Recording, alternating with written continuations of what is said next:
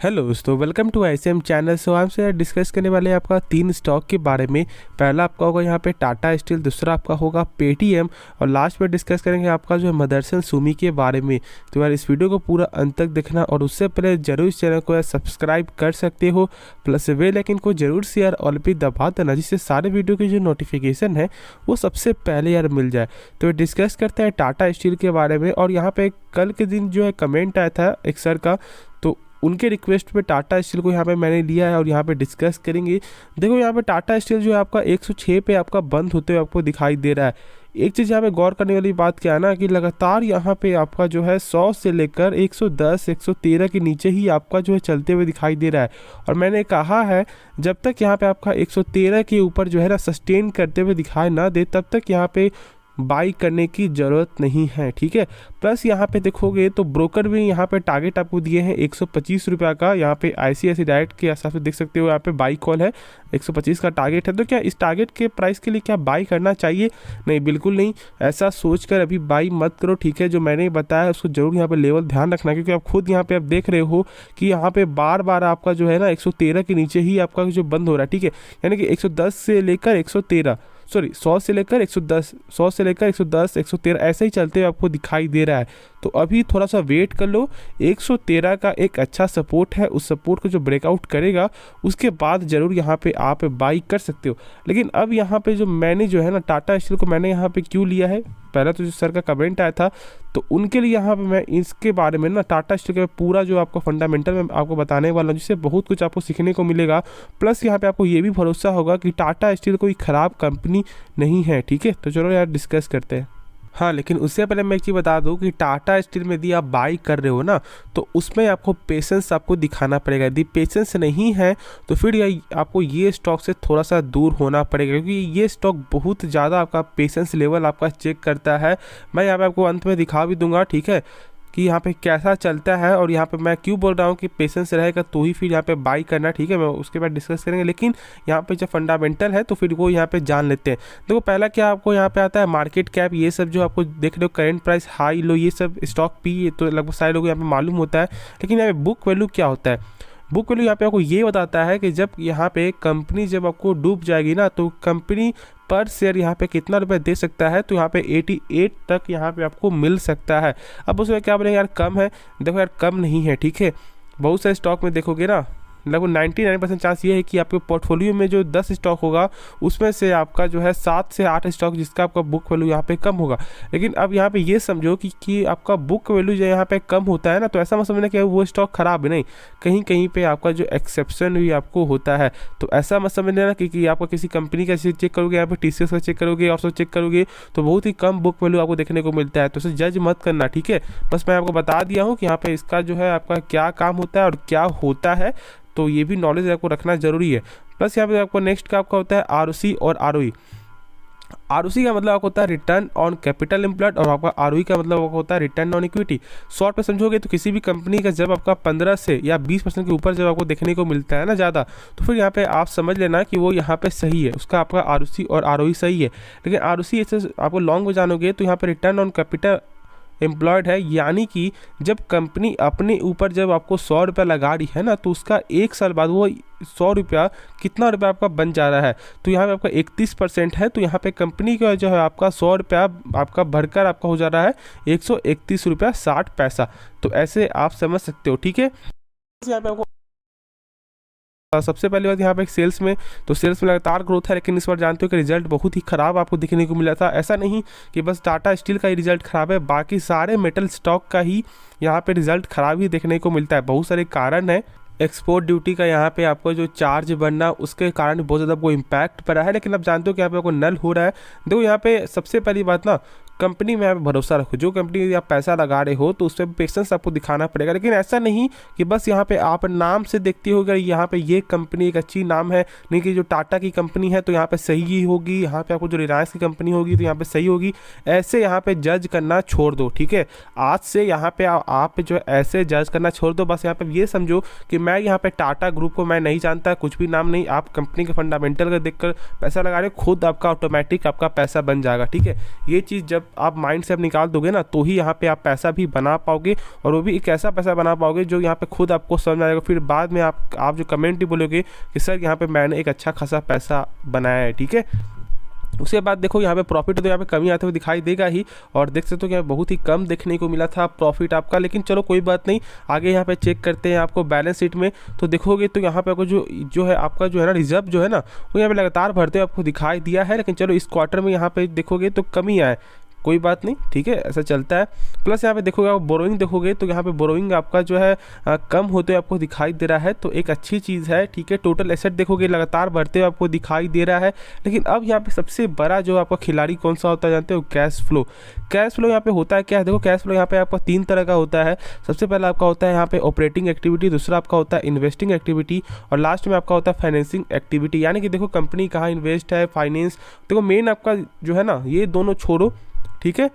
समझो यहाँ पे आपका कैश फ्रॉम ऑपरेटिंग एक्टिविटीज, क्योंकि सबसे मेन यही होता है। और इसको समझने के लिए यहाँ पे शॉर्ट में क्या समझोगे, यदि आप जो है ना 5 रुपये का पेन बेच रहे हो किसी को, तो ग्राहक ने पैसा दिया या नहीं दिया आपको, तो यही जो आपका ट्रांजैक्शन जो है शेयर होल्डर को कैसे मालूम चलेगा कि आपने जो यहाँ पे सामान बेचा है उसका पैसा यहाँ पे आपको रिटर्न मिला है, ठीक है। तो इसी को यहाँ पे जानने के लिए ना यहाँ पे कैश फ्लो हम चेक करते हैं, और कैश फ्लो सिंपल यहाँ पे चेक करने का तरीका है कि जो भी ऐसे मार्च 2022 का क्या देखने को मिल रहा है आपका 44,000 करोड़, ठीक है। तो अब यहाँ पे देखो कि टोटल जो आपका ईयर का प्रॉफिट है क्या 44,000 से कम है या नहीं, तो देख सकते हो कि यहाँ पे 44,000 से आपको कम देखने को मिलता है, यानी कि कैश फ्लो यहाँ पे पॉजिटिव है। यही सबसे बड़ा आपका सिग्नल मिलता है इस कंपनी का कि यहाँ पे जो फंडामेंटली स्ट्रांग है, इसलिए मैं बोल रहा हूँ कि आपको आराम से जो है आपको होल्ड करके चलना चाहिए।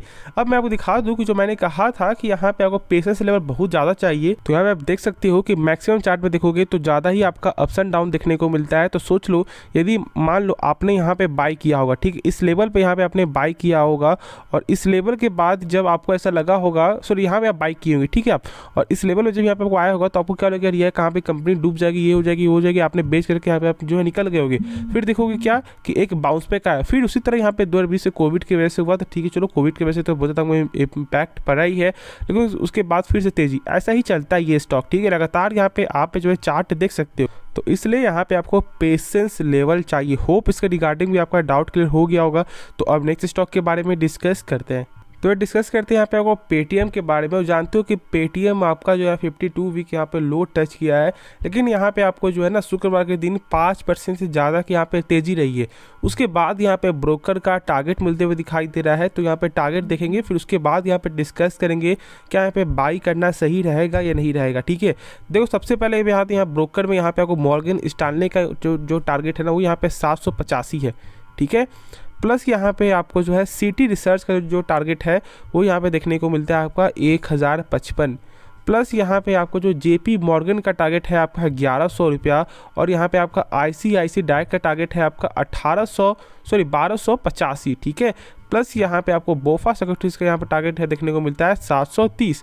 यानी कि यहाँ पे सारे ब्रोकर, यानी कि लगभग यहाँ पे 5 ब्रोकर का जो टारगेट है ना यहाँ पे 700 से ऊपर ही आपको देखने को मिल रहा है। समझो यहाँ पे देखो टारगेट के हिसाब से किसी भी शेयर को बाई मत करना।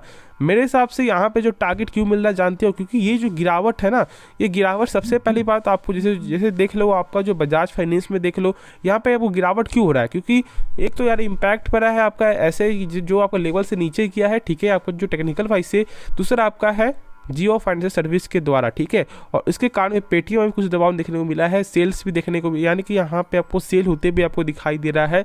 सबसे पहली बात देखो यहाँ पे पेटीएम एक लॉस मेकिंग कंपनी है, ठीक है, जानते हो, और ब्रोकर के टारगेट के हिसाब से कुछ भी फैसला यहाँ पे आप मत लेना। यदि आप ऐसा सोच रहे हो तो फिर ऐसा फैसला मत लो। देखो सबसे पहली बात, यदि आपके पास पहले से है फिर यहाँ पे आप आराम से होल्ड करके चलो, ठीक है।